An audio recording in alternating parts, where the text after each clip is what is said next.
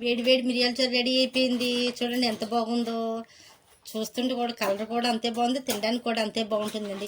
మనం ఇప్పుడు జ్వరాలు జలుబులు దగ్గులతో బాధపడుతున్నప్పుడు మనకు నోరు రుచించదు, నోరంతా చేదుగా చప్పగా ఉంటుంది. అలాంటప్పుడు ఈ మిరియాల చారు చేసి పెడితే పిల్లలు పిల్లలేండి పెద్దవాళ్ళ దగ్గర ఒక్క మెతుకు కూడా వదలకుండా తినేస్తారు. అంటే అంత బాగుంటుంది, నోటికి రుచిగా పులపులగా ఉంటుంది. ఇంకెందుకు ఆలస్యం, మీరు తయారు చేయాలనుకుంటున్నారా? అయితే ఇందుకు కావలసిన పదార్థాలు తయారు చేసే విధానం తెలుసుకుందామా? హాయ్ అండి, స్పైసీ మిరియాల చారుకి కావాల్సిన పదార్థాలు: 1 స్పూన్ మిరియాలు, 1 స్పూన్ జీలకర్ర, 10 లేక 12 ఎల్లుల్లిపాయ రెబ్బలు, చిన్న నిమ్మకాయ సైజు అంత చింతపండు. నేను ఆల్రెడీ చింతపండు అర లీటర్ నీటిలో నానబెట్టుకొని జ్యూస్ తీసుకున్నాను. నెక్స్ట్ ఇవి 1 స్పూన్ వేసుకొని మనం రోటినైనా దంచుకోవచ్చు,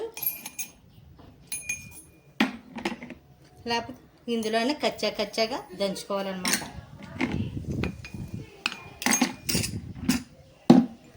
కచ్చాగా దంచుకోవాలన్నమాట, మెత్తగా దంచుకోకూడదు. చూడండి ఈ విధంగా కచ్చాగా దంచుకున్నాను కదా.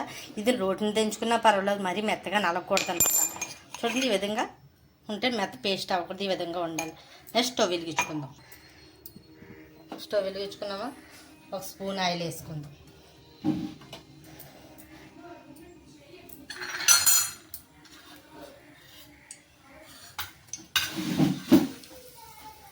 ఒక స్పూన్ ఆయిల్ వేసుకున్నాం కదా.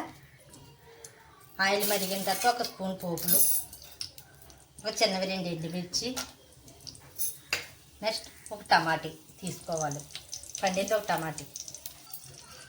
ఒక పోపు వేగిందా లైట్గా, అప్పుడు 1 స్పూన్ చిన్న బేబీ స్పూన్ పసుపు, నెక్స్ట్ ఒక టమాటీ నేను కట్ చేసుకున్నాను, అది కొంచెం మగ్గనివ్వాలి. టమాటీ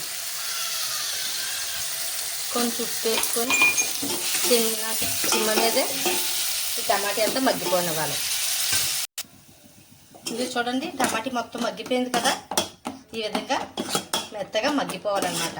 ఇప్పుడు చిమ్ములోనే పెట్టుకోవాలి. నెక్స్ట్ నేను నిమ్మకాయ సైజ్ అంతా రసం తీసుకున్నాను కదా, చింతపండు జ్యూసు, ఆ జ్యూస్ వేసుకోవాలి.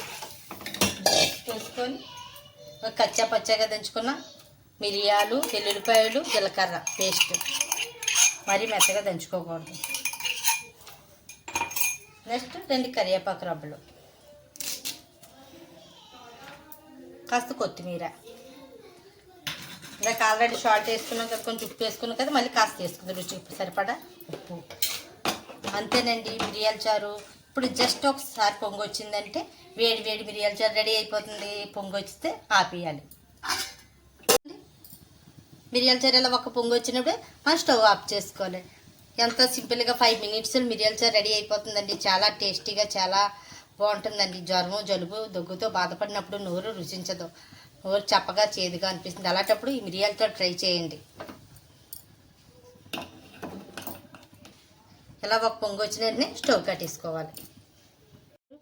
ఎంత బాగుంటుందో తప్పకుండా మీరు కూడా ట్రై చేయండి. చాలా టేస్టీగా, నోటికి రుచిగా పులపులగా ఉంటుంది. ఒక్క మెతుకు కూడా పిల్లల నుండి పెద్దవాళ్ళ వరకు కూడా ఒక మెతుకు కూడా వదలకుండా తినేస్తారు, అంత బాగుంటుంది. ఈ వీడియో నచ్చినట్టయితే లైక్ చేయండి, షేర్ చేయండి, సబ్స్క్రైబ్ చేయండి.